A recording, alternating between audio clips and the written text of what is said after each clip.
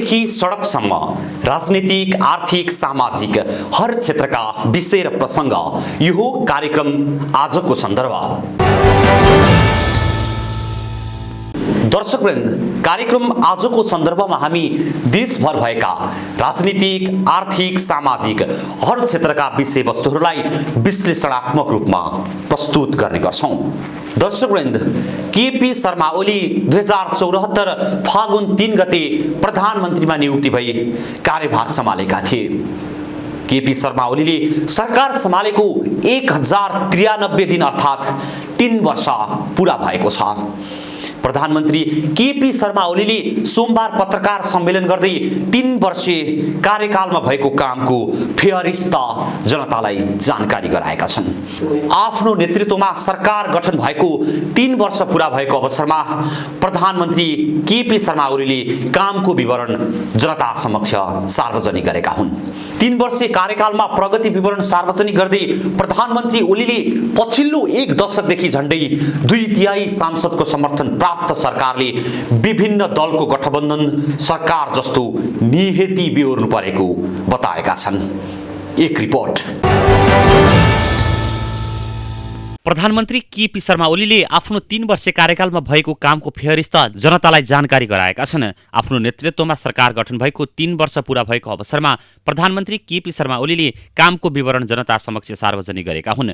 ओली 2074 फागुन 3 गते प्रधानमन्त्रीमा नियुक्ति भई कार्यभार सम्हालेका थिए। आफ्नो कार्यकालको उपलब्धि जानकारी गर्दै प्रधानमन्त्री ओलीले पार्टीका नेताहरूको असहयोगको पोल समेत खोलेका छन्। उनले 2/3 बहुमतको अवस्थामा रहेको भए पनि विभिन्न दलको गठबन्धन सरकारले जस्तो नियति आफूले बेहोर्नु परेको बताए। 3 वर्षे कार्यकालको प्रगति विवरण सार्वजनिक गर्दै प्रधानमन्त्री ओलीले पछिल्लो 1 वर्षदेखि झण्डै 2/3 संसदको समर्थन प्राप्त सरकारले विभिन्न दलको गठबन्धन सरकारले जस्तो नियति बेहोर्नु परेको उनको भनाइ छ। प्रतिनिधि सभा विघटन किन गर्नु पर्यो भन्ने चर्चा संक्षिप्तमा भए पनि गर्न म आवश्यक ठान्दछु। सुरुदेखि नै सरकार सञ्चालनमा केही अप्ठ्यारा त थिए नै, विभिन्न ढङ्गले काममा व्यवधानहरू पनि खडा गरिएकै थिए र खास गरी पछिल्लो 1 वर्षदेखि झण्डै 2/3 सांसदको समर्थन प्राप्त यस सरकारले विभिन्न दलको गठबन्धन सरकारले जस्तो नियति बेहोर्नु पर्यो कामको सन्दर्भमा। सुरुदेखि नै सरकार सञ्चालनमा केही अप्ठ्याराहरू भएको र विभिन्न ढङ्गले काममा व्यवधान खडा गरिएको प्रधानमन्त्री ओलीको भनाइ थियो। खास गरी पछिल्लो 1 वर्षदेखि झण्डै 2/3 सांसदको समर्थन प्राप्त यस सरकारले विभिन्न दलको गठबन्धन सरकारले जस्तो नियति बेहोर्नु परेको र एकातिर जनताको उच्च आकांक्षाको सम्बोधन गर्नुपर्ने, अर्कोतिर आफ्नो खुट्टामा अल्झिएर अल्मलिएर सरकारले काम गर्ने अवस्था सिर्जना भएको प्रधानमन्त्री केपी शर्मा ओलीको भनाइ छ। एकातिर जनताको उच्च आकांक्षा सम्बोधन गर्नुपर्ने, अर्कोतिर आफ्नै खुट्टामा अल्झिएर अल्मलिए झैँ सरकारले काम गर्नै नपाउने अवस्था सिर्जना भयो।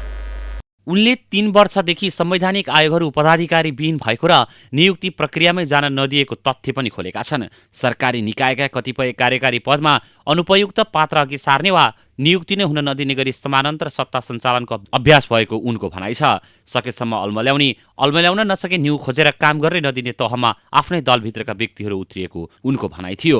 यद्यपि नेकपाको शीर्ष तहमा रहेका केही नेताहरूको अतृप्त आकांक्षा र कुण्ठाको बाछिटा व्यवस्थापिकामा नपरोस् भन्नेमा हरदम सतर्क रहेर काम गरेको प्रधानमन्त्री केपी शर्मा ओलीको भनाइ छ।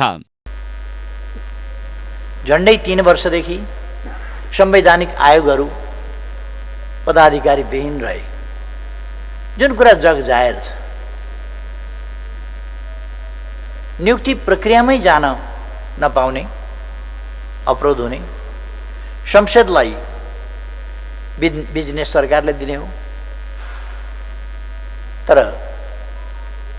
74 फागुन यता संसदमा पेश भएका कैयौं विधेयक हाउसमा छलमलमा लगिएन। बल्ल तल्ल संसदीय समितिमा पुगेका विधेयकहरू अनावश्यक छलफलकै गोलचक्करमा फसिरहेका छन् अथवा ती फर्साइन्छन्। सरकारले निर्णयका लागि संसदमा पेश गरेका प्रस्तावहरू समेत निर्णयार्थ प्रस्तुत गरिँदैन। राजदूत खाली छन्, नियुक्ति गर्न दिँदैन। संवैधानिक अङ्गमा केही गरी कसैको सिफारिस गरिहालियो भने, त्यो सम्भव भइहाल्यो भने त्यहाँ कचिङ्गल मचाइन्छ र आफ्नै दलका सदस्यले संसदीय सुनवाई समितिमा नियुक्तिहरू अड्काउँछ। विगतको 3 वर्षदेखि समयभन्दा अगावै निर्वाचनको बाटोमा हिँड्न नपरोस् भनेर अनेकौं लान्छना सहेरै अप्ठ्यारो परिस्थितिलाई अन्यत्र मोड्ने प्रयास गरेको प्रधानमन्त्री केपी शर्मा ओलीले बताउनुभयो।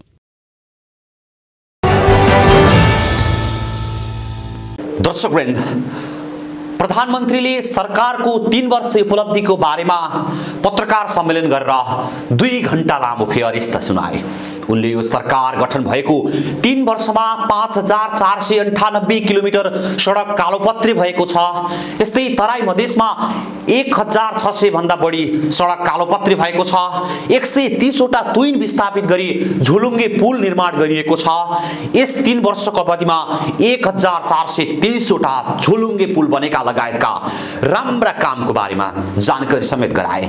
के छन् ओली सरकारले 3 वर्षको अवधिमा गरेका कामहरू अनि प्रधानमन्त्रीको कामप्रति जनताको धारणा के छ? हेरौँ एक रिपोर्ट। केपी शर्मा ओलीको नेतृत्वमा सरकार गठन भएको 1093 दिन अर्थात् 3 वर्ष पूरा भएको अवसरमा प्रधानमन्त्री केपी शर्मा ओलीले सोमबार सिंहदरबारबाट आफ्नो नेतृत्वको सरकारले 3 वर्ष गरेका कामको फेहरिस्त सुनाए। उनले कामको विवरण पेश गर्नु अघि प्रतिनिधि सभा विघटनको औचित्य प्रस्ट्याउन खोजेका थिए। त्यसपछि सरकारले गरेको कामको बारेमा जानकारी गराए। उनले भूकम्पपछिको पुनर्निर्माणको बारेमा भएका उपलब्धिहरूबारे जानकारी दिएका छन्। उनले रानीपोखरी निर्माणदेखि धरहरा निर्माणको कामलाई प्राथमिकतामा राख्दै अघि बढेको जानकारी समेत दिएका छन्। यस्तै उनले निजी आवासतर्फ 4,59,461 घरको पुनर्निर्माण भएको, पुनर्निर्माण गर्नुपर्ने 415 सरकारी भवनको पुनर्निर्माण सम्पन्न भएको जानकारी गराए। उनले विद्यालयतर्फ 6085 विद्यालयको भवन पुनर्निर्माण भएको, देशकै सबैभन्दा पुरानो दरबार हाई स्कुल पुनर्निर्माणको काम सम्पन्न भएको बताएका छन्। साथै उनले देशको सांस्कृतिक र ऐतिहासिक संरचना पुनर्निर्माणको कामलाई अगाडि बढाएको जानकारी दिएका छन्। यस अवधिमा निजी आवास 4,61,648 थप सहित 5,59,461 को निर्माण सम्पन्न भएको छ। 3 वर्ष अघि जम्मा 97,813 मात्र निजी आवास निर्माण भएका थिए। पुनर्निर्माण गर्नुपर्ने 415 सरकारी निकायका भवनको 95% निर्माण कार्य सम्पन्न भएको छ। अब जम्मा 19 भवन मात्रै निर्माणाधीन छ। सुरक्षा निकायका भवनतर्फ 163 थप सहित 207 भवनको निर्माण सम्पन्न भएको छ। 3 वर्ष अघि जम्मा 44 भवन मात्रै निर्माण सम्पन्न भएका थिए। यो सम्पूर्ण निर्माण कार्यको 96% हो। विद्यालय भवन निर्माणाधीन 7,553 मध्ये 2,950 थप सहित 6,085 विद्यालय भवनको निर्माण सम्पन्न भएको छ। नेपालको सबैभन्दा पुरानो दरबार हाई स्कुलको पुनर्निर्माण कार्य पनि यसै अवधिमा सम्पन्न भएको छ। सरकार गठन भएको यो 3 वर्षमा 5,498 किलोमिटर सडक कालोपत्री भएको छ। यस्तै तराई मधेसमा 1,600 भन्दा बढी सडक कालोपत्री भएको र 130 वटा तुइन विस्थापित गरी झोलुङ्गे पुल निर्माण गरिएको छ। यस 3 वर्षको अवधिमा 1423वटा झोलुङ्गे पुल बनेका छन्। यस अवधिमा हुलाकी राजमार्ग 25बाट 68.2%, कालीगण्डकी करिडोर जोमसोम खण्ड 56%, कालीगण्डकी करिडोर पाल्पा खण्ड 20.5%, काठमाडौँ तराई द्रुत मार्ग 11.1%, उत्तर दक्षिण कर्णाली लोकमार्ग 12.5बाट 23%, रेल मेट्रो रेल मोनोरेल आयोजना 8.8बाट 23.2%, पुष्पलाल मध्य पहाडी लोकमार्ग र उत्तर दक्षिण लोकमार्ग पनि प्रगति भइरहेको बताइएको छ।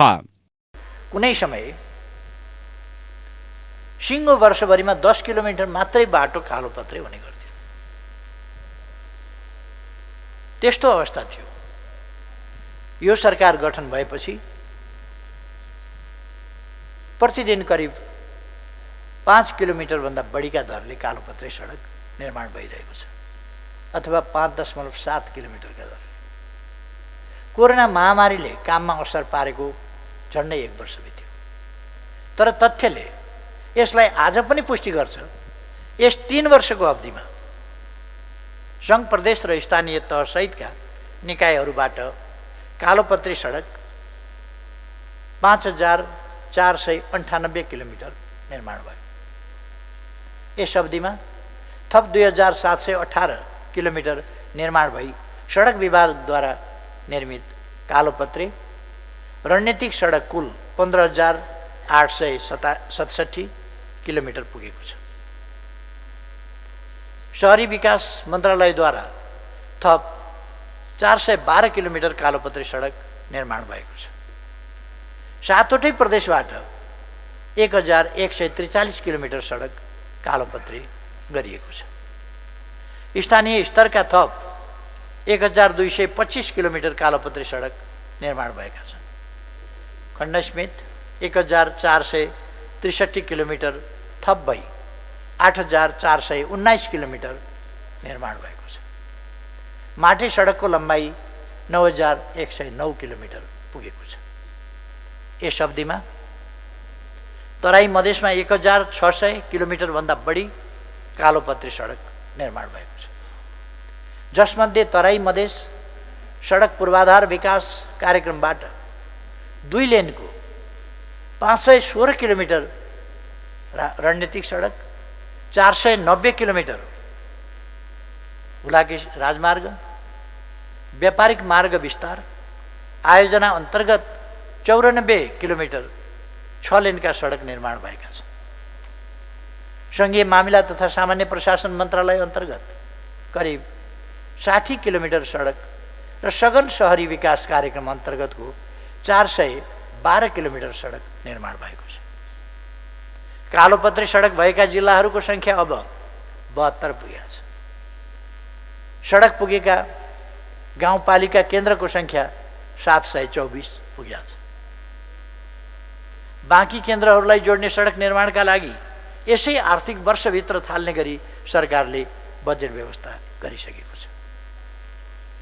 नागढुङ्गा नौबिसे सुरुङ मार्गको निर्माण कार्य सुरु भएको छ। सिद्धबाबा सुरुङ मार्ग निर्माणको लागि बजेट व्यवस्था गरिएको छ। टोखा छरे र बेत्रावती स्याप्रुबेसी सुरुङ मार्ग विस्तृत परियोजना प्रतिवेदन तयारीको चरणमा छन्। 3 वर्षमा सङ्घ प्रदेश र स्थानीय तहका गरी थप 915 सडक पुल निर्माण भएका छन्। नेपालकै दोस्रो लामो सिस्निया गढवा राप्ती सडक पुल यसै अवधिमा सम्पन्न भएको छ। 416 ग्रामीण सडक पुलसहित सडक पुलको कुल सङ्ख्या 3136 पुगेको छ। हालसम्म 130वटा तुइन विस्थापित गरी झोलुङ्गे पुलहरू निर्माण भएका छन्। सीमा नदी महाकाली सहित 5 स्थानमा झोलुङ्गे पुल निर्माण कार्य बाँकी छ।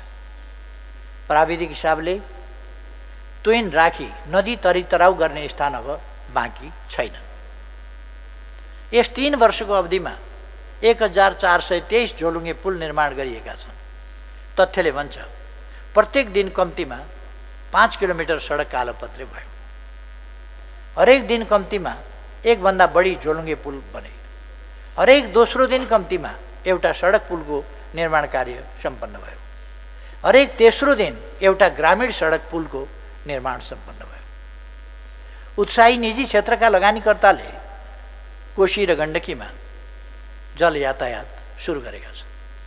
मनोकामना, चन्द्रागिरी र कालिन्चोकपछि बुटौल लगायतका देशका विभिन्न भागमा केबल कार सञ्चालनको अभियान नै सुरु भएको छ। यस अवधिमा जनताका आवास भवन निर्माणतर्फ एक दिनमा कम्तीमा 12 वटाका दरले थप 13,065 भवन निर्माण सम्पन्न भएको छ। यस कार्यक्रम अन्तर्गत कुल 34,507 भवनको निर्माण कार्य सम्पन्न गरिएको छ। 5 लाख खर र फुसका छाना हटाउन प्रति परिवार रु 50,000 र सस्तोमा काठ उपलब्ध गराइएको छ। फुस तथा खरको छाना जस्ता पाताले प्रतिस्थापन गर्ने कार्यक्रम अन्तर्गत हालसम्म 6,936 फुस वा खरका छाना भएका घरलाई जस्ता पाताले प्रतिस्थापन गरिएको छ।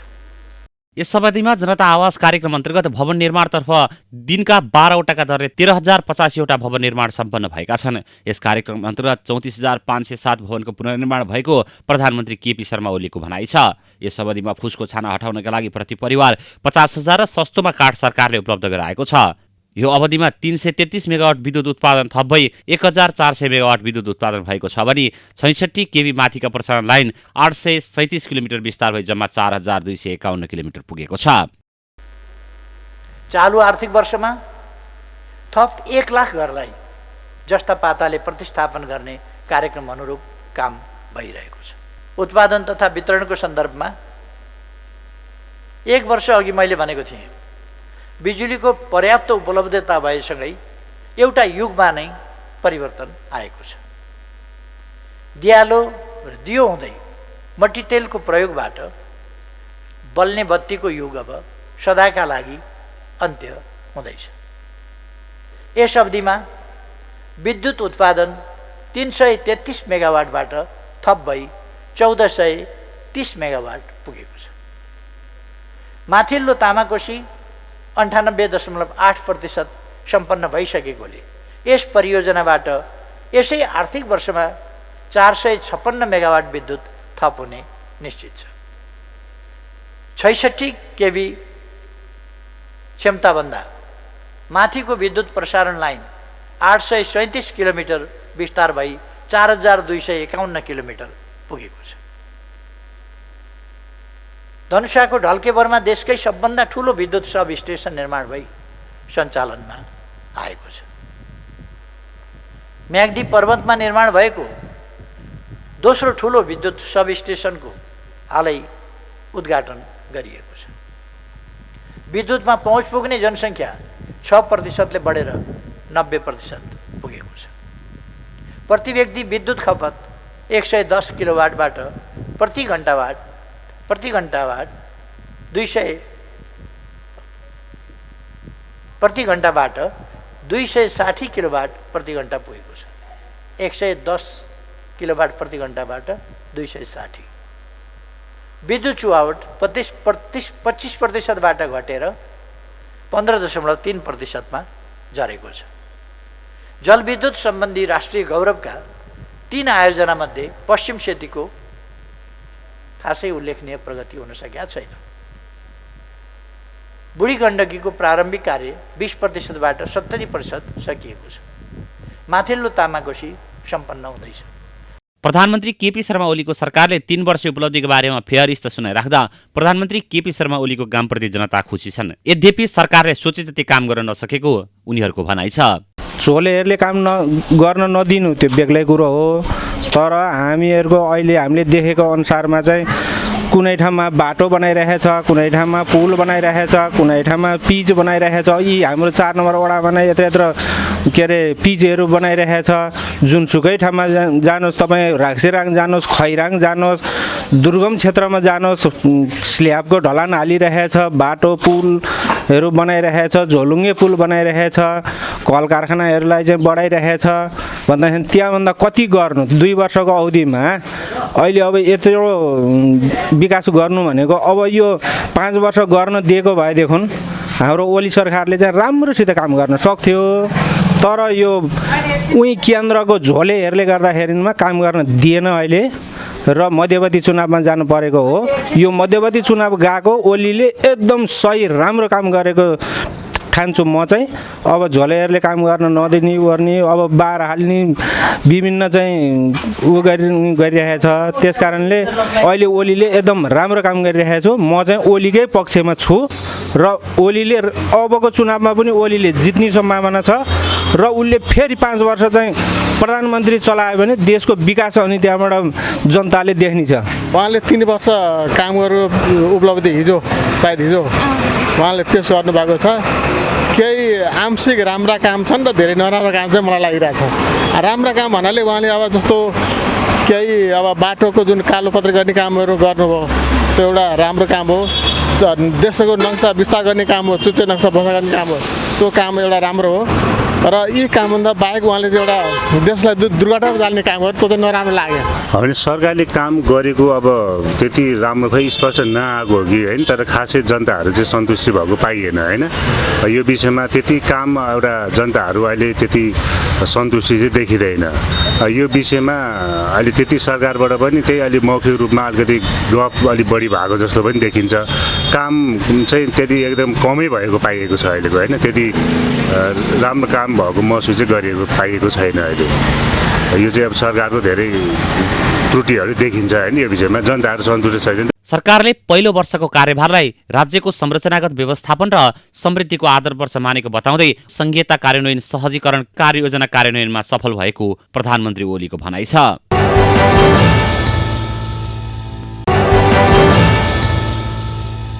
सरकारको पहिलो वर्षको कार्यभारलाई राज्यको संरचनागत व्यवस्थापन र समृद्धिको आधार वर्ष मानेको बताउँदै ओलीले संघीयता कार्यान्वयन सहजीकरण कार्ययोजना कार्यान्वयनमा सफल भएको दाबी समेत गरेका छन्।